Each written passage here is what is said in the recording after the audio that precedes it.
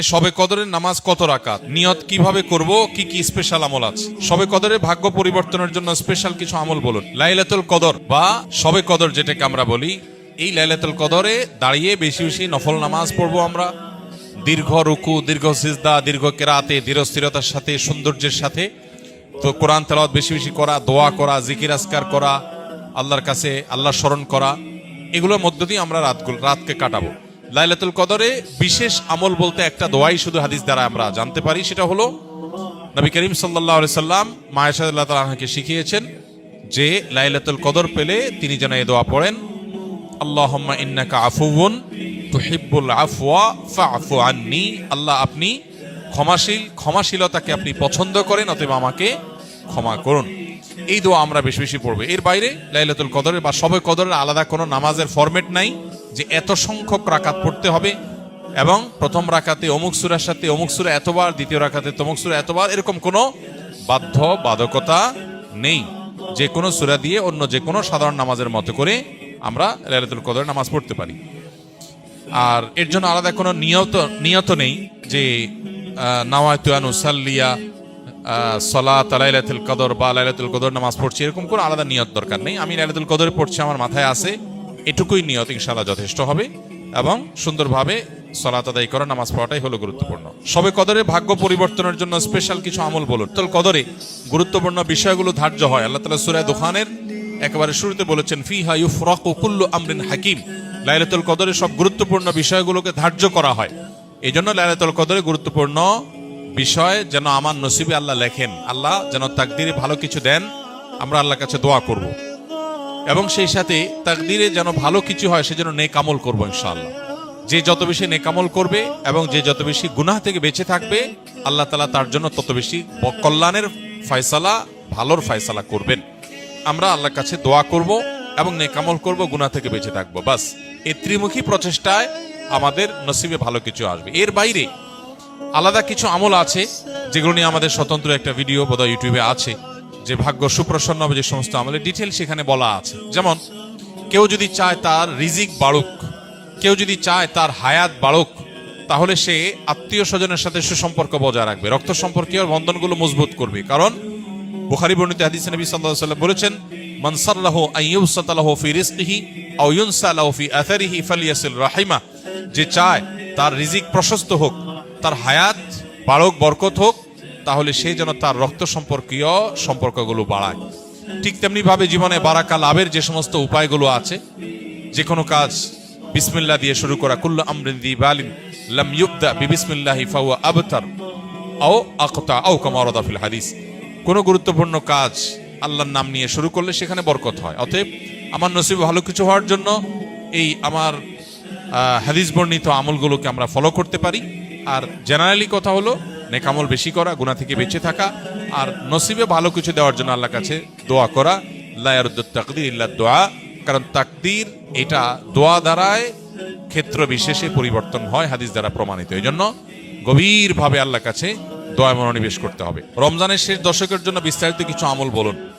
রমজানের শেষ দশকের বিশেষ আমল নবী করিম সাল্লাল্লাহু আলাইহি সাল্লামের জীবনী থেকে যেটা আমরা পাই, সেটা হলো যে আম্মা জান আয়েশা রাদিয়াল্লাহু তাআলা আনহা থেকে বর্ণিত, নবী করিম সাল্লাল্লাহু আলাইহি সাল্লাম রমজানের শেষ দশক যখন শুরু হতো তখন তিনি কি করতেন?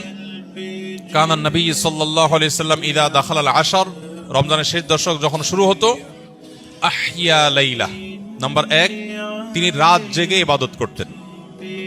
অনেক মুহাদ্দিসগণ, অনেক হাদিস বিশারদগণ বলেছেন এর অর্থ হলো রাতে তিনি ঘুমোতেন না শেষ দশক।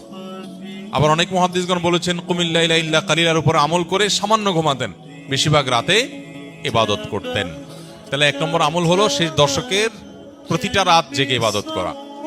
নাম্বার 2, ওয়াইকাযা আহলাহ, নফল আমলের জন্য অন্য কোনো সময় পরিবারকে ডেকে তুলতেন না, কিন্তু রমজানের শেষ দশক পরিবারকে ঘুম থেকে ডেকে তুলতেন ইবাদতের জন্য। তার মানে পরিবারকে ইবাদতের জন্য উদ্বুদ্ধ করতে হবে। 3 নম্বর, ওয়াশাদ্দা মিযজারা, তিনি ইবাদতের জন্য কোমর বেঁধে নিতেন। কোমর বেঁধে নেওয়ার একটা অর্থ করেছেন অনেক হাদিস বিশারদ, স্ত্রী সহবাস থেকে দূরে থাকতেন।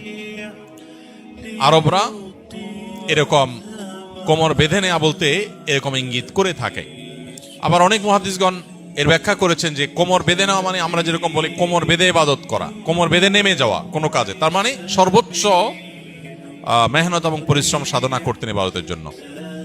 আর অন্য আরেকটি হাদিসে আসছে কানা ইয়াজতাহিদু ফীহি মা লা ইয়াজতাহিদু ফি গায়রি, নবীজি শেষ দশকে ইবাদতের জন্য এত বেশি পরিশ্রম করতেন, বছরে অন্য কোন সময় ইবাদতের জন্য এত পরিশ্রম করতেন না।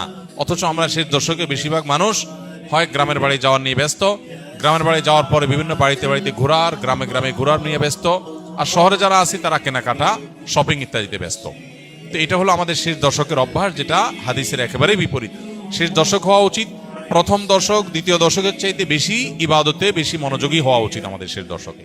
আল্লাহ আমাদেরকে তৌফিক দান করুন। রমজানে নারীরা উচ্চ আওয়াজে কোরআন তেলাওয়াত করতে পারবেন কিনা?